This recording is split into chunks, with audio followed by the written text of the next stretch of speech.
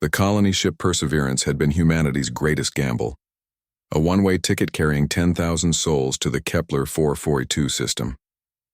Harry Chen had signed up as a maintenance engineer, dreaming of building something new under alien stars. He hadn't expected to wake from cryo-sleep to find the ship under attack.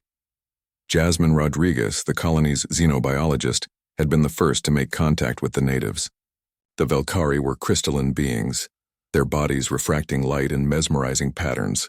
They seemed peaceful, curious about the strange, soft-skinned creatures who had arrived in their system. For 3 months, relations had been cordial. Then the Dominion arrived. The Krix Dominion didn't negotiate. They didn't ask questions. Their philosophy was simple. Inferior species existed to serve or be eliminated. When their warships descended on Velkara Prime demanding submission, the crystalline natives had no weapons to resist. They were philosophers, artists, mathematicians, not warriors. Harry had been in the Velkari city of Sharnala when the first plasma bombardment began. The sky turned crimson as energy weapons carved through the atmosphere. Buildings shattered into glittering fragments. Velkari civilians fled in panic, their bodies chiming discordantly as they ran. That's when he saw the child. The young Velkari, barely the size of a human toddler, had frozen in the middle of the plaza, its crystalline form pulsing with fear. Harry saw the plasma bolt descending, a lance of superheated destruction that would vaporize everything in its path. He didn't think, he just ran. Harry threw himself over the alien child, wrapping his body around its fragile form. The world became white-hot agony. He felt his skin searing, his nerves screaming, and then nothing. Harry woke to darkness and the sensation of floating. His body felt strange, powerful, enclosed. Systems hummed around him, through him as if they were extensions of his own nervous system. Information flooded his consciousness. Atmospheric composition, structural integrity, power reserves at 87%, weapon systems online. Subject integration successful, a voice said. Not aloud, but directly into his mind. Welcome, Inheritor. Harry's eyes snapped open. He was standing in the plaza, but everything looked different. His vision displayed tactical overlays, threat assessments, trajectory calculations. He looked down at his hands and gasped. They weren't his hands anymore. He was encased in armor unlike anything humanity had ever created. It was seamless, organic, yet technological, responding to his thoughts as naturally as his own body once had. The metal, if it could be called metal, shifted colors like oil on water, now dark as void, now bright as starlight. What the hell? Harry whispered. The Aegis has chosen you, the voice explained. You demonstrated the worthiness protocol, self-sacrifice to protect another species. You are now bonded with Velkari's last defense. Memory fragments flooded his consciousness. The Aegis was ancient, created millennia ago by the Velkari's warrior ancestors before they evolved beyond violence. It had slumbered for 10,000 years, waiting for someone worthy. Traditional Velkari could no longer wear it. They had become too crystalline, too fragile. The armor required organic flexibility combined with indomitable will.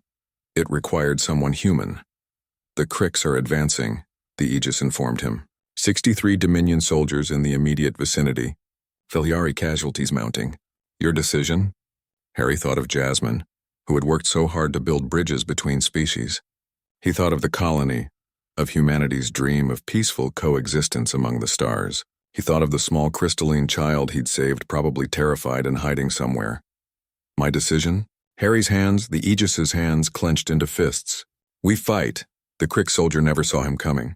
One moment, the reptilian warrior was advancing on a group of cowering Velkari.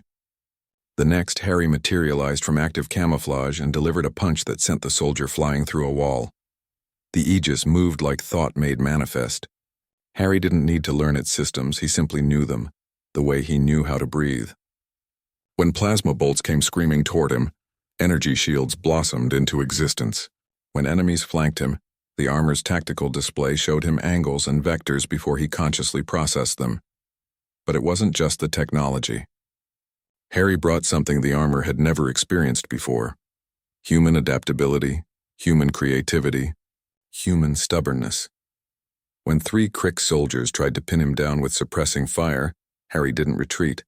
He grabbed a chunk of rubble and threw it with armor-enhanced strength, using it as a distraction while he flanked left. When a Dominion heavy weapons specialist locked onto him, Harry didn't engage directly. He collapsed a nearby structure using the falling debris to create chaos. Unorthodox, the Aegis noted. Effective.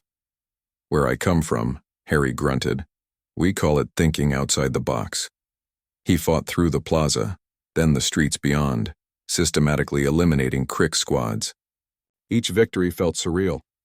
3 months ago, he'd been tightening bolts on the Perseverance. Now he was a one-man army defending an alien species. The Dominion commander finally took notice. A massive gunship descended, its weapons arrays charging with enough power to level a city block. Harry felt the Aegis calculating odds, running scenarios. Insufficient firepower for direct engagement, it concluded. Harry smiled inside the helmet. Good thing I don't fight fair. He sprinted toward the nearest Valkyrie structure, one of their great crystal towers. The Aegis's sensors showed him exactly where to strike. With armor-enhanced strength, he punched through support struts, timing each blow perfectly. The tower groaned, swayed, and toppled directly onto the gunship. The explosion lit up the sky. Secondary detonations rippled through the Crick's forces. Harry didn't stop to admire his work. He moved to the next squad, then the next, a silver-blue blur of controlled violence. Jasmine found him as the last Dominion transport fled into orbit. Harry stood in the center of Sharnala, armor stained with battle, systems cooling. Valkyrie civilians emerged from hiding, their bodies chiming with what the Aegis translated as gratitude and awe. Harry? Jasmine's voice was hesitant. Is that you in there? The helmet retracted, flowing back like liquid metal. Harry's face emerged, exhausted but grinning. Yeah, Jazz, it's me. She stared at the armor, at him, then laughed, a slightly hysterical sound. Only you could fall into alien super armor on your first planetary deployment. I didn't fall, Harry corrected. I jumped. Over a kid. Jasmine's expression softened. She understood. That was so typically beautifully human, to leap into danger for a stranger, to sacrifice without calculation. The young Valkyrie child Harry had saved approached, its crystalline form now harmonizing in a melody the Aegis translated as hero, protector, friend. Others joined, then more until hundreds of Valkyrie surrounded them, creating a symphony of gratitude. The Aegis says I'm bonded to it now, Harry told Jasmine quietly. It responds only to me. And the Cricks? Harry's jaw tightened. They'll be back. But next time we'll be ready. The Valkyrie will teach us their science, we'll teach them to fight. And when the Dominion returns, he didn't need to finish. Jasmine saw it in his eyes, in the way the Aegis armor gleamed in the alien sunset. Humanity had come to the stars seeking peace, but they'd brought something else too. The unwavering determination to protect those who couldn't protect themselves. The Crick's Dominion had ruled through fear for 1,000 years. But they'd never encountered humanity before. They were about to learn what humanity really meant.